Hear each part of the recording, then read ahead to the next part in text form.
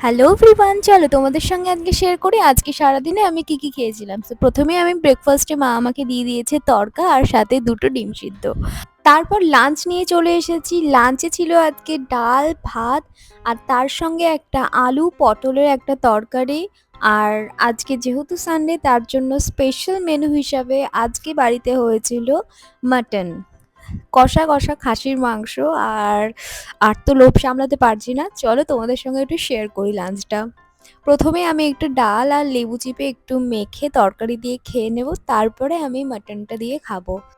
এটা খাওয়া হয়ে গেছে, এইবার মাটনটা ঢেলে নেওয়ার পালা। আর তোমরা দেখতে পাচ্ছ একদম লাল লাল কষা কষা খাসির মাংস।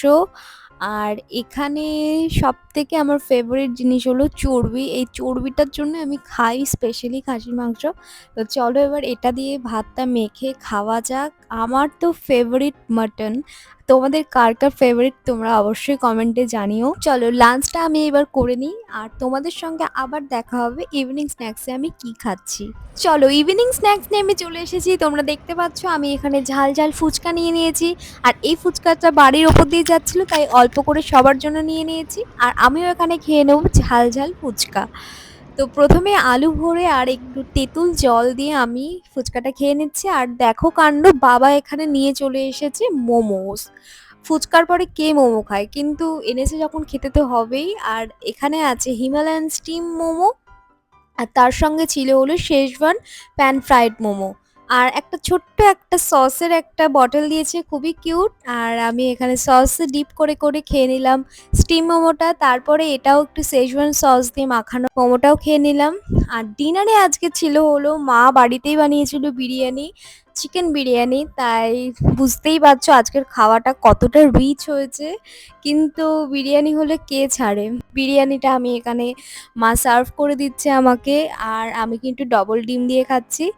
আর এবার আমি দেখো রাইসগুলো কতটা ঝরঝরে হয়েছে। আর এর রেসিপিটা যদি তোমরা চাও অবশ্যই আমাকে বলো, আমি নেক্সট ভিডিওতে আমি প্রোভাইড করে দেবো। আমি এখানে অল্প একটু পেঁয়াজ দিয়ে, কারণ বিরিয়ানিতে পেঁয়াজটা মাস্ট তোমরা সবাই জানো। আমি এখানে অল্প একটু পেঁয়াজ দিয়ে আলু দিয়ে ডিম দিয়ে মেখে টেস্ট করবো আর তোমাদের সঙ্গে শেয়ার করব যে আজকের বিরিয়ানিটা কীরকম হয়েছে। অবভিয়াসলি মা দারুণ করে বিরিয়ানিটা, আমি জানি যেটা খুবই টেস্টি হবে। তাও একবার লাইভ তোমাদের সঙ্গে শেয়ার করতে চলেছি।